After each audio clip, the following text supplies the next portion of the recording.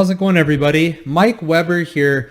Today I wanted to talk with you guys a little bit about inflation. It's one of those topics that I feel like people, kind of generally get what the term means, but really don't understand how it affects, their lives, their earnings, their future, the cost of living, and so on. And so I just want to talk a little bit about that today and shed some light on that topic.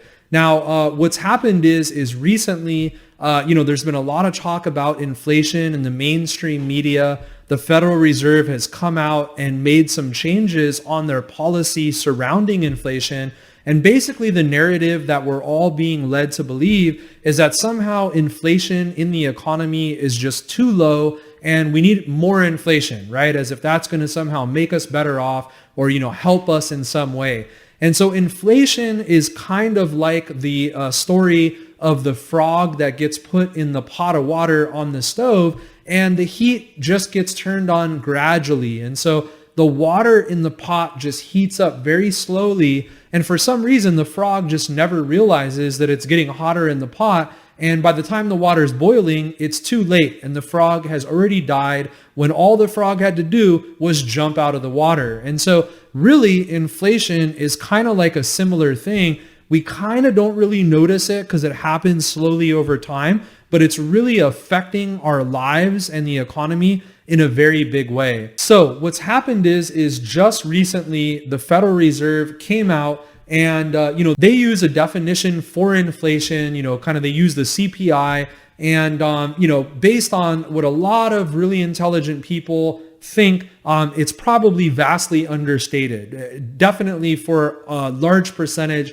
of the population. And so recently what's happened is the Federal Reserve claims that, inflation is way too low. And so what they want to do is they want to average it out by running hotter than what we've been experiencing over, the past several years. We don't really know because they were very unclear on exactly how long they want to go back and how hot they want to let inflation run.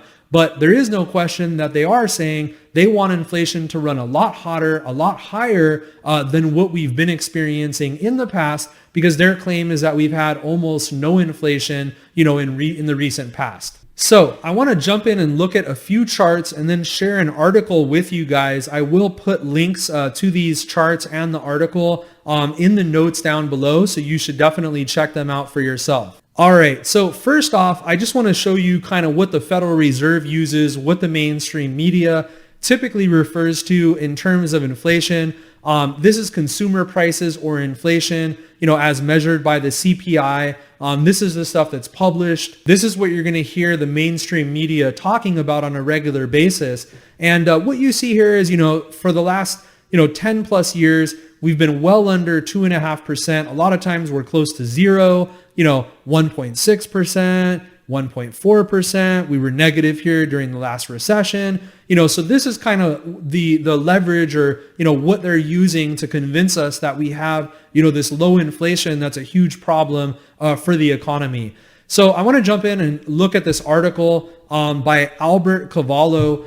He's a Harvard professor. Looks like he recently published this paper that talks about inflation. There's a lot of detail here, so I'm not going to go into it, but I would certainly recommend that you guys click the link in the notes below and go ahead and review it. But basically what he's saying is that inflation is probably a bit higher than what the Fed is currently telling us it is, maybe 1.85%, which is 40% higher than the consumer price index. And then it kind of goes on. This is just kind of the typical inflation that we are, typically told, the CPI.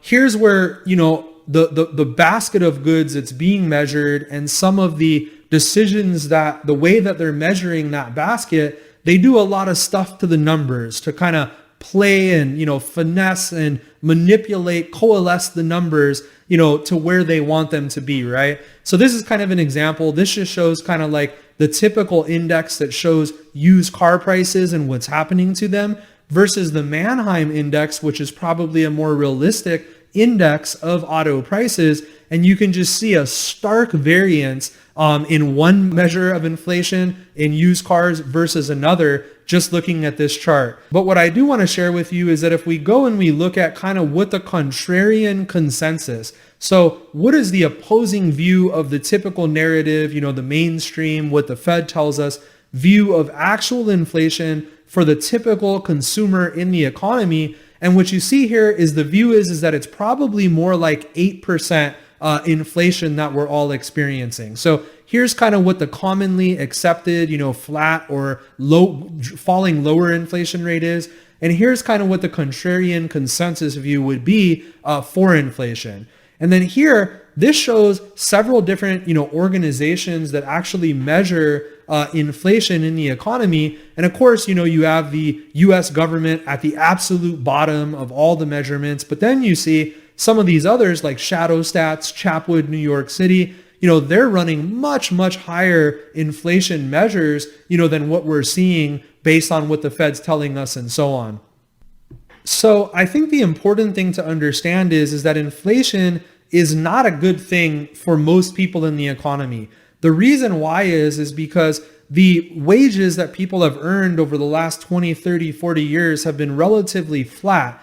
And the problem is that as the cost of items in the economy that people need continue to rise, the cost of living is becoming a much greater part of the average person's earnings because the things that they need, food, rent, housing, insurance, automobiles, all these kinds of things is starting to take up a greater and greater percentage of people's earnings over time, essentially making them far worse off. Now, if you're wealthy, if you have a lot of assets, real estate, for instance, we've seen vast growth in prices of real estate over time. And real estate, you're leveraging, in most cases, a very valuable asset with a small amount of money out of your pocket. So as the value of that asset grows with inflation, your net worth rises very, very quickly and very, very high. And so what happens is the cost of living for you becomes a much smaller percentage of your net worth, or in many cases, your income, because the assets that you own are rising so quickly over time. Same things happen in the stock market.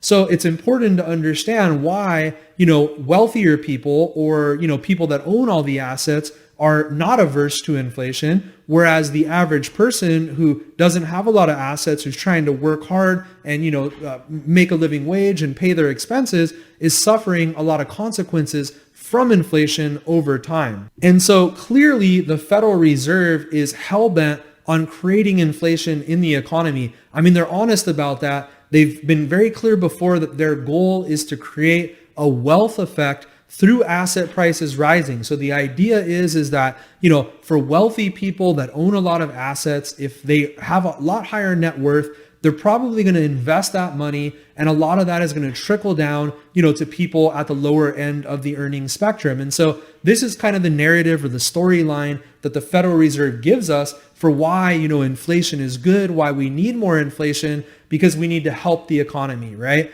So the idea is print up a whole bunch of money, suppress interest rates, create a whole bunch of inflation in the economy, let asset prices, run wild, so people get wealthier and wealthier, the certain segment of the society that owns all the assets, and somehow that's going to make everybody better off at the expense of the cost of living for average people getting more and more out of control while wages, remain stagnant over time. Now, if we take a look at wages, these are inflation adjusted usual weekly real earnings. And this is going back from 1980. So we're looking at 40 years of data here. Now, keep in mind, this is adjusted by the CPI. So if in reality, real inflation is much, much higher, than what the CPI is telling us or what the Fed is using based on the CPI to come up with that number, then obviously adjusting wages by the CPI is not going to help us, right? Because we're going to end up seeing a lot more inflation in prices and the cost of living,